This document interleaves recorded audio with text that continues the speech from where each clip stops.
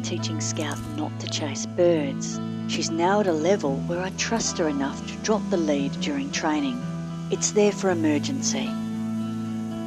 Looking at the birds is now more reinforcing than chasing them. I don't have to reinforce as frequently. I'm deliberately guiding the birds to fly quickly past her, closer and closer. She is so calm, she even sits while we play the game. She is calmer, doesn't stare and stalk. She walks over to investigate, but can be easily recalled.